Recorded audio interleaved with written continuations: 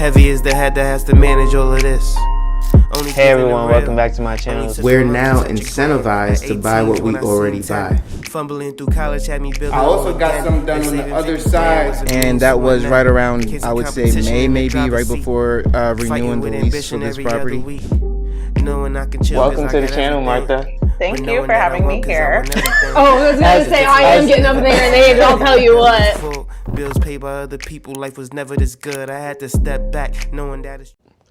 A lot of people do not look at the big picture. What do I mean by that? If you're 21, fresh out of college, you're expected to retire at 65, now about 69 years of age. That means you have about 48 years to 44 years before you retire. All right. Let's say you work a job for 4 years. You now have 40 years left before you retire. A lot of people aren't thinking about this. So if you're in your 30s right now, you have about 35 years. If you want to retire at 35, some want to retire earlier than that. Some want to retire later than that. I just saw a YouTube video. I didn't watch it, but I saw a YouTube video of a cop, a police officer, who obviously if they retired, they would have a pension and all this good stuff. But they were 91 years of age and didn't want to retire.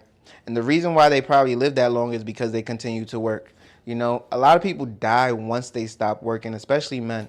And so when people were under my comment section, when I was talking about how I made my first million and how I still work a job, 9 to 5 like everybody else, and how I didn't just go and start traveling the world, well, it was because like I was bored. I was in Dubai for a long time and I was still bored. I was not excited whatsoever about spending the rest of my life in Dubai. Now obviously that was just a country. I actually like Colombia a lot better, ironically. And although I got to speak all the English I wanted in Dubai, when I was in Colombia speaking Spanish, I had a lot more fun.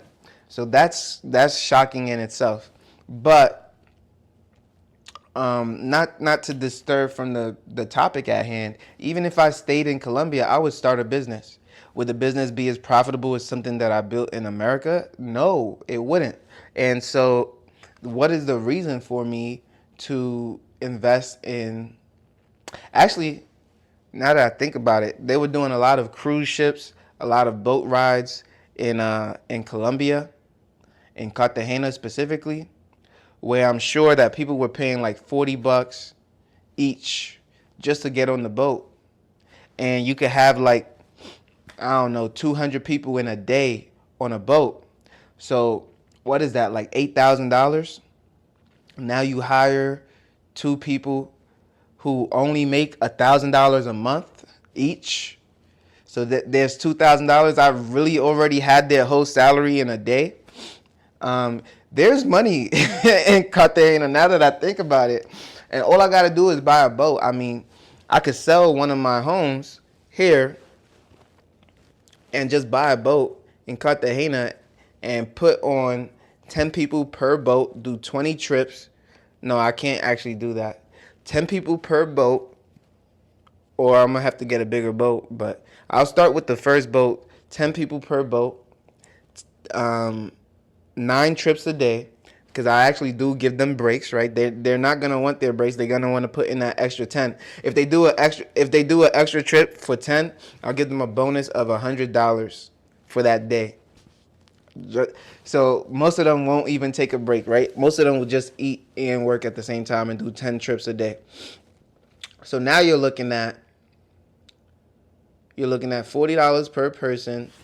That's $400 per trip. That's $4,000 a day on a smaller boat. Minus $100 for the extra trip. Coming out with $3,900 in a day. Listen, man. And Cartagena is always hot. The weather is always ready, especially in June through December. Everybody is traveling. Oh my goodness. There's just money to be made. I mean, a lot of these industries are saturated, but that boat industry, a lot of people can't really afford it. So you can definitely hop in. You can definitely get in there. And I'm giving away free game. I'm giving away free advice. I should be the one starting these industries. The problem is ensuring that everything goes as planned, right? Putting things in place to where people are not stealing money from the business. So I would physically have to either be there or set up something electronically in which people pay to get on these boats. But the problem is once you start that business, if you're not actively involved, you really have to have someone you trust that's not stealing money under the table, not charging people once they get there, X, Y, and Z. And so that's another layer to the business that I haven't really thought through yet. But I mean, and the only reason I'm thinking about it so much now is you really can start businesses in foreign countries and make a lot of cashola. But for me, is I won't say the money is not important. The money is very important. I look at it as a tool to get more out of life. And when I say more, I look at things as assets to me that will increase my net worth, add value to not only me, but those around me. I think about my girl. I think about her smiling, being in a bigger home. I think about inviting family over, to sharing the success. And so that's the drive for like a bigger, better place with pools, with balconies, with all that other stuff. But for me to just be in a big home is not really important. For me to just be, out here not doing much is not really important. To just be laying down all day is not the goal. So yes, you want to make more, you want to earn more, but to do what? Like, you already have the houses, you already have the cars. So all you'll do is get more houses and bigger cars and bigger houses. I mean, like, there's really nothing else to do with the money in my estimation besides going more trips. I go on a trip once a year. I don't really include the U.S. as going on trips, so I'll go to New York very often, but so everybody has their own drive, right? Like, we have a reason for why we do what we do. But the reason why I'm talking about this is because you have about 40-ish years of work before you are supposed to retire.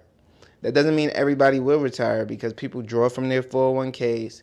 People are doing things out of the norm of what they're supposed to be doing. And so when it comes to retirement, you're not ready. They say Social Security will go insolvent very, very soon here.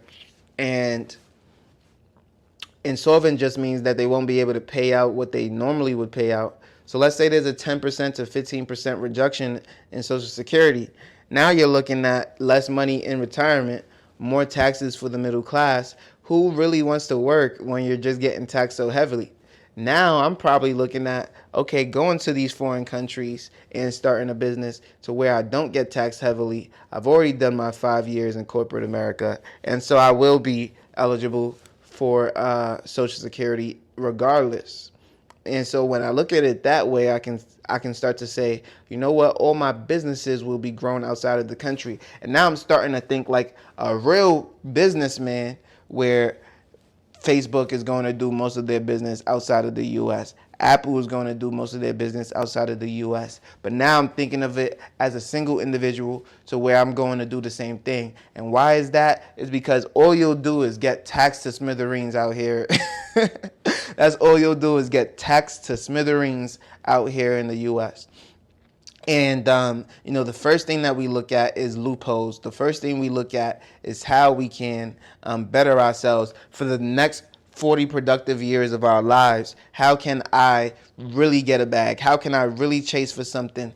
And a lot of you are not going to, well, I'm not going to say a lot of you, because those who are watching this video are probably very, very interested in leveling up, in getting to a bag, in making $200,000, $300,000 a year.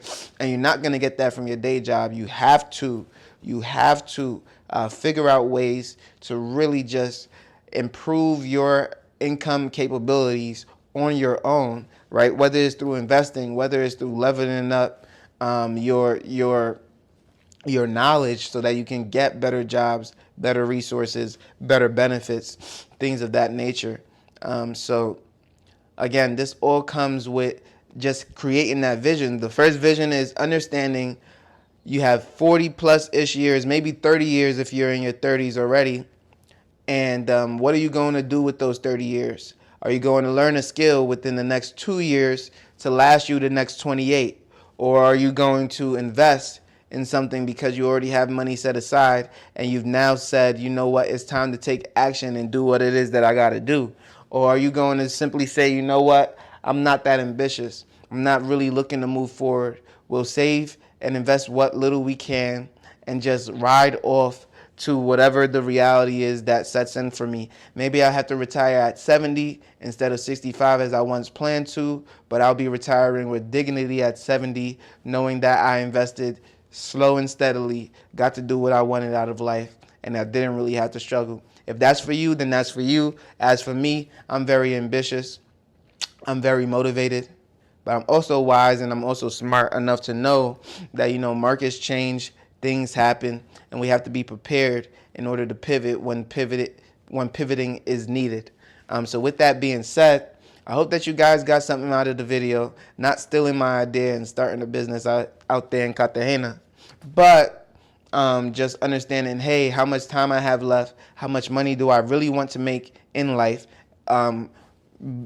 obviously accounting for inflation and interest rate hikes, and then how will I get there, how will I sustain that, and how will I start to amass that type of wealth, knowledge, and passive income or active income. So if you like this video, again, leave a like, comment, and subscribe to the channel. I post every single day at 8 a.m. daily on YouTube and on Rumble, and I can't wait to see you on the next one. Peace.